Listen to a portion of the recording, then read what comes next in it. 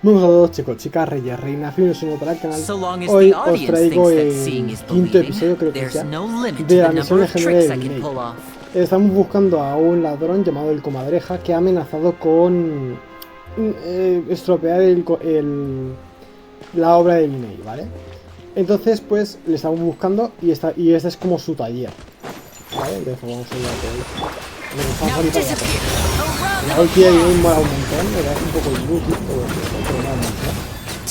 Bueno, mete un buen daño, pero yo voy a decir que a mí es que las ultis que más me gustan son las que dejan algo en el campo, ¿sabéis? Como Ganyu. Ganyu, por ejemplo, es un DPS que sirve también de sub DPS porque su ulti deja un área en el círculo que va golpeando, y después está muy bien. Y la que más me gusta, mi ulti favorita, evidentemente, es la de Jiran. La de Jiran me parece Dios. De las más útiles del juego, sin duda. Vale, más bichos. Me gusta porque si me ponen bichos puedo probar a los personajes. O sea, puedo probar a los míos.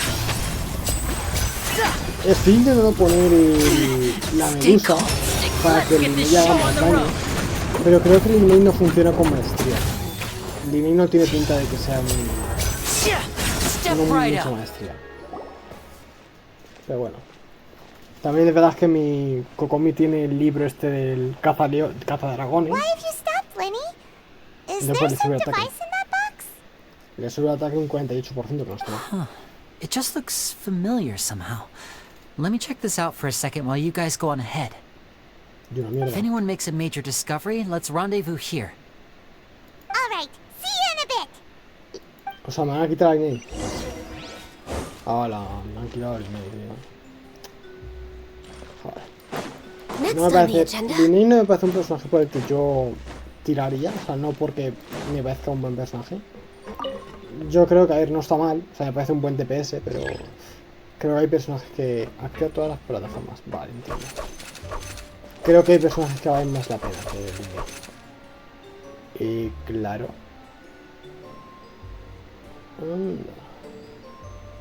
Vale. Vale, sé lo que tengo que hacer, creedme. Sé lo que tengo que hacer. Vale.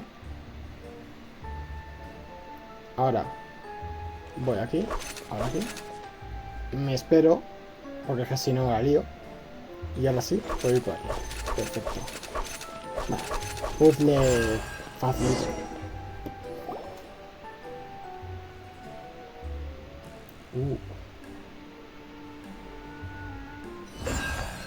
Ah, vale, pensaba que tenía que volver a hacerlo. Digo, hostias, tío. Con lo bien que he quedado la primera vez, me voy a repetirlo una segunda. Vale, vamos para allá. Ahora sí, Lyney. Aunque bueno, Ganyu y Lyney son más o menos lo mismo, pero de crío y tiro. El diario de César. This book's thick as a brick. Let's take a peek inside it, shall we? Ostras. Lista de niños. Ostras, tío. Me va a hacer leerlo todo. At one of my shows a few days ago, a child asked me how I pulled candy out of my hat. As a joke, I told the kid that the hat has a built-in wish-granting machine. Next thing I know, today a whole bunch of kids were pestering me to pull all sorts of things out of the hat. So I told them another white lie. The machine needs time to power up, but in the meantime, you can write your wishes down. Well, they took me up on that offer, enthusiastically. As I write this, I've only just got back from running around all over town, buying the things they wanted. Boy, I wound up saving very little this month. But that's not a major issue. I now have a bigger problem. How am I going to hide all these things inside my hat? A ver, entiendo que lo haces por el bien, pero meterle en la cabeza a los niños que si escriben algo lo van a recibir en vez de tener que esforzarse por ello, no es algo que apruebe. 2 children came to talk to me after today's show. I don't know why they were out on their own. They looked much too young to be unsupervised. I do hope they got home safely. Anyway, they said that they wanted me to teach them how to do magic. It's not uncommon for children to ask this, of course, but I've never seen any of them as serious about it as these two. Ostras, ¿te imaginas que son Lyney y Lynette? I told them that learning magic is very hard work, but that didn't faze them at all. It's like they already knew.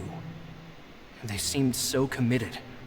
I couldn't turn them down. Ostras, ahora que lo pienso, Lyney y Lynette aprendieron, pero no tendría sentido porque Lyney y Lynette en la historia del Arconte nos dijeron que ellos antes vivían en la calle y que aprendieron magia observando cómo lo hacía otro mago, pero en ningún momento dicen que fueron a por el mago y les insistieron para que les enseñase.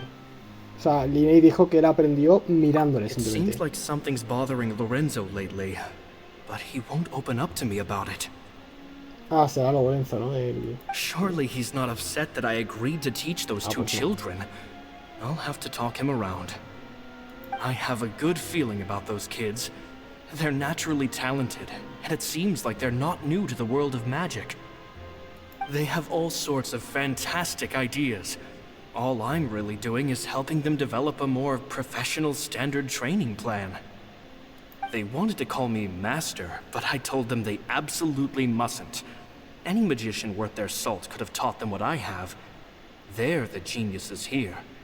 Compared with time, I have no doubt that they could become far greater magicians than I. My only concern is why they're so mature for their age. I fear they've had to grow up too fast. I don't dare to imagine what they must have been through. Gemma thinks so too. She doesn't like being around them. Says that their eyes are too piercing. They don't bother me, but then again, I've never been the sharpest tool in the shed. Vale, y última despedida. It's nearly time for me to go on tour. I asked the two kids if they'd like to come with me, but they shook their heads. I once overheard them talking about their father and their mission. Hostias. Sounds like their parents have other plans for them. I guess Supongo we'll que be se parting confirma que ways son soon. Lyney y Lynette. It's only been 10 days since I first met them, but I think that I've gotten a feel for their personalities now. They're very tough, but also very cautious, and they trust no one but each other. This, I fear, is not a good habit to have. They hide things from me too. For example, when I asked them where they live and why they wanted to learn magic, they lied. That's the thing about children. Whenever they're trying to cover something up, it always shows somehow. I can sense that their lives have been hard, possibly even dangerous too. They're not like other children. It's a shame that I can't do more to help them. After thinking things over, I decided to tell them a bit about how I see the world. It's full of lies and falsehoods, and that is why we must find our own truth. P.S. I hope they won't find my nagging annoying. Children are so opinionated nowadays. Will it do them more harm than good for someone they've only known 10 days to lecture them like that? P.P.S. Maybe I'm overthinking this. Children aren't interested in grand philosophies. It probably just went in one ear and out the other. Oh, Caesar, Caesar. Just mind your own business next time. Vale, pues sí que son Lyney y Lynette, sí. Two magic geniuses with a father and a mission, huh? Sounds a lot like he was writing about Lyney and Lynette, don't you think? So did they meet Caesar when they were kids? Let's go ask Lyney. Vale. Vamos a buscarle. Sí, para unirte con Lyney. Me imagino que Lyney entonces ya sabría que es César, o sea... Es que no me acuerdo si Lyney nos ha dicho que él ya conocía a César o nos lo ha ocultado. Lyney? Shh, hold that thought. As I expected, there's a lot of fishy things going on in this place. Fishy? Uh-oh, what have you found? All in good time. Before we go over our new leads, I want to tell you how a high-altitude escape is performed. First, the magician slots themselves into a magic box in full view of the audience. The box is then suspended high in the air, and a short while later, the base automatically opens. At this point, a dummy will fall out of the box, but it looks real enough to grab the audience's attention, and they start wailing and screaming. Meanwhile, the real magician, who has by now blended into the crowd, waits for a good moment to make their appearance and put on a hysterical performance. Oh no! Is that me? Did I just fall to my death? Very vivid description. Paimon can really picture it. And then what? The audience's gaze then turns to the magician, and by the time they realize what's happened, the dummy has vanished, as if everything that just happened was some sort of shared illusion. Of course, that's just how I think the process should work, theoretically speaking. ¿Cómo que lo supones? The inventor of this trick never performed it successfully. When the box opened, Caesar was the one who fell out, and not the dummy. He fell right to the ground from the highest point of the opera house. No one could hope to survive that fall. Not without a vision, at least. And no one else has ever attempted this trick since.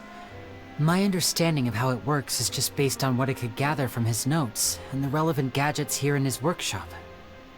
So Caesar's famous high-altitude escape has never been done, huh?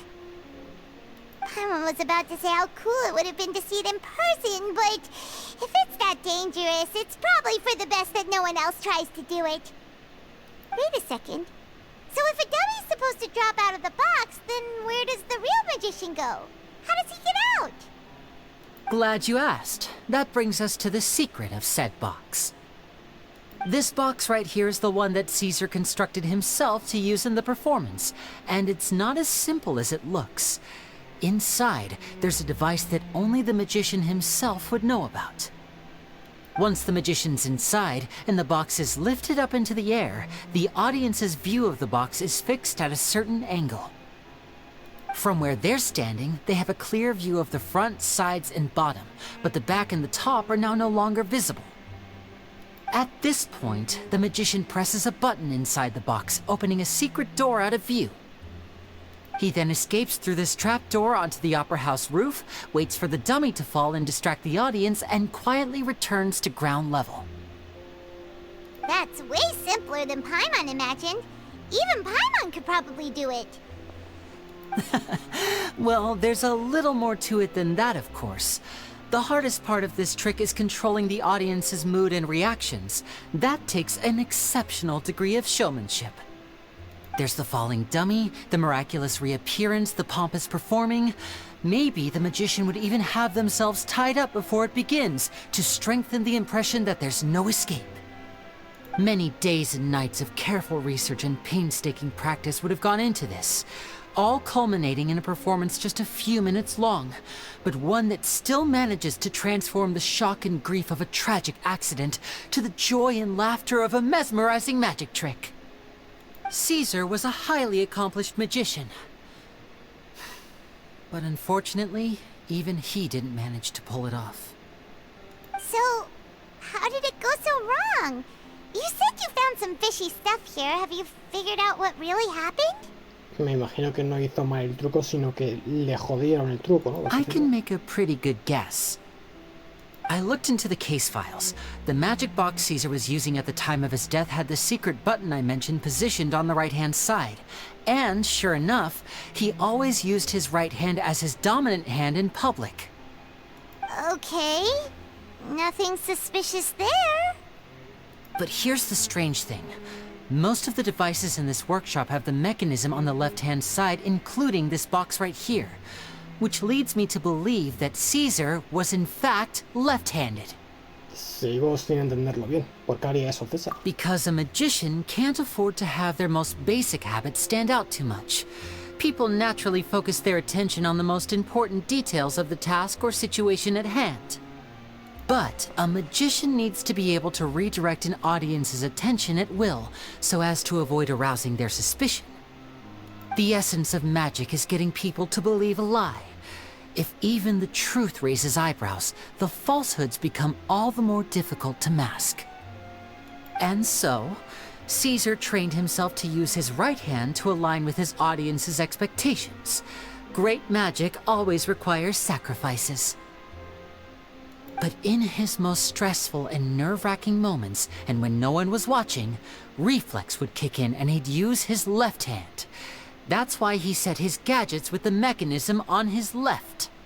¿Quieres decir que alguien se aprovechó de ello? Exactly. I think that's likely what happened. Caesar would have been under a lot of time pressure during the escape. He'd have had mere seconds to open the hidden compartment, retrieve the dummy, then open the secret door and make a swift escape. But I'm sure he was confident. He would have rehearsed countless times to the point where it was second nature. He'd barely need to think about what he was doing because muscle memory would guide him through.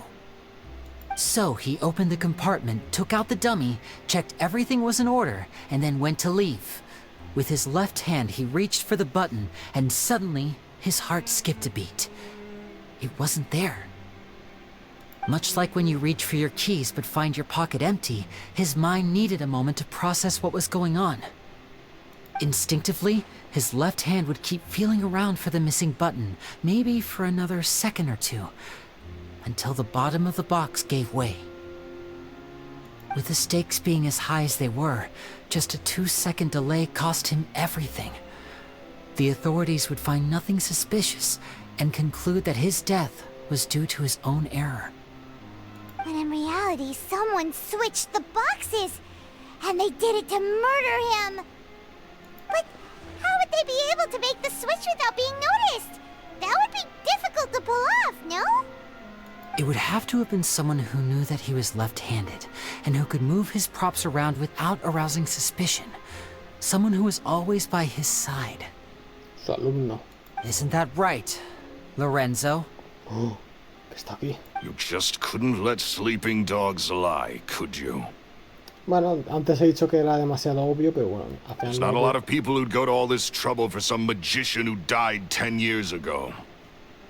I didn't want to have to do this, you know.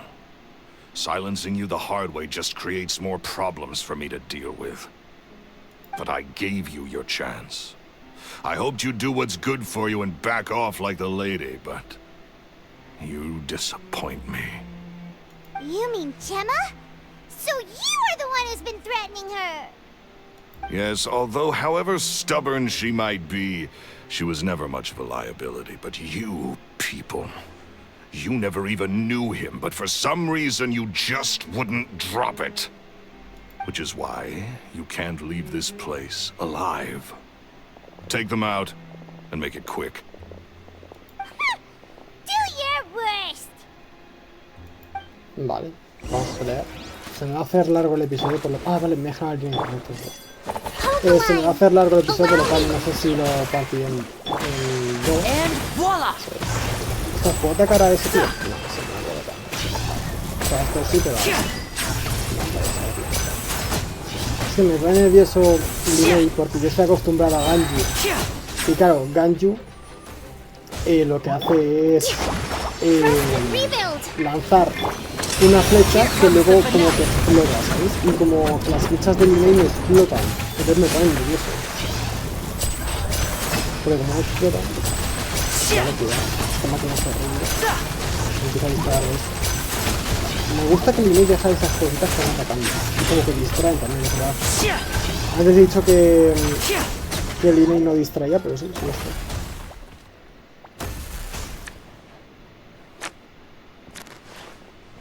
Bueno.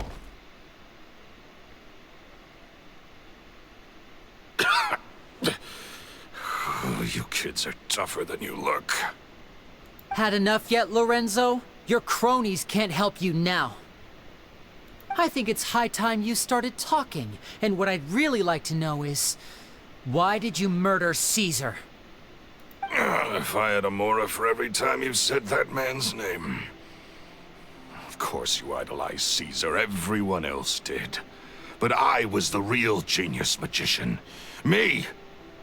He was just an amateur who did cheap tricks for gullible children. I was the one who made magic into the fine art it is today. The aristocrats doffed their hats to me! So it was jealousy. Jealousy. Hatred, more like. I hated Caesar. All he cared about was his magic. He lived and breathed it. He poured everything into his street performances and his stupid tours like it was just a hobby to him, never bothering to think about Mora. What sort of fool devotes their life to the art of deception and never has a Mora to show for it? But the people loved him, didn't they? Oh, how they looked up to him. No one gave me a second look. All I ever heard was, "Oh, your master's amazing, isn't he?" Amazing? Yeah, so amazing that he was completely broke. Every other apprentice was living it up at their master's expense, but no, not me. I put in all the work, mastered all the skills, and it brought me nothing more than the life I already had. ¿Y por eso lo mataste? ¿Por qué no te separaste de él simplemente? He forbade me from using magic to trick people out of their Mora. There was nothing he hated more than that. And with his reputation in Fontaine, it was too risky for me to go it alone. As long as he was alive, if I dabbled in my own brand of money-making magic, he would expose me, and it would destroy me. I had to kill him. There was no other way. He had to go. And this was your only motive? It was reason enough. What other motive would I need? Well, I was under the impression that there might have been other factors at play. For instance, maybe you were in love with Gemma, but she was engaged to Caesar. No, pero si no son de la misma edad, ¿no? In love with Gemma? Don't be ridiculous. Guess I was wrong about that then. Next question. Are you the Phantom Weasel? I am. Caesar was so strict with me. He insisted that his way was the right way, that the sole purpose of magic was to bring joy to the world. I never bought into any of that. I was more interested in the practical value of magic. Sure enough, it helped me fill my pockets with all kinds of valuable treasures. Dicen que al ladrón fantasma le daba igual robar a ricos o pobres. Oh, yeah! Charlotte told us that the weasel would steal whatever people valued, no matter how much it was worth. That's just how it looked from the outside. What would any thief want with second-rate loot? I've only ever targeted high-value items. I stole cheap things as a way of practicing my craft. It was other people's overactive imaginations that conjured up the preposterous image they then dubbed the Phantom Weasel. So, that's the story, huh? Well, I hope you're ready to tell it all over again during your trial. What choice do I have? You're a pack of wolves, and you've got me between your jaws. You've seen what's here, and my last-ditch effort to stop it getting out has failed. What else can I do? So be it. I've enjoyed power and wealth for the last 10 years, the likes of which Caesar could never give me. I wouldn't choose for things to end this way, but I regret nothing. Very well. In that case, I'll contact the guards. Traveler, Paimon, keep an eye on Lorenzo for me. I'll meet you just outside the workshop when I'm back. Vale, yo voy a dejar aquí el vídeo, ¿vale? Bueno, vamos a abrir el cofre. Yo voy a dejar aquí el vídeo, ¿vale? Probablemente este vídeo lo corte en dos, ¿vale? Pero, digo mucho, ¿vale? Perdón. Pero bueno, espero que os haya gustado, que lo hayáis disfrutado. Y nada, nos vemos mañana. Adiós.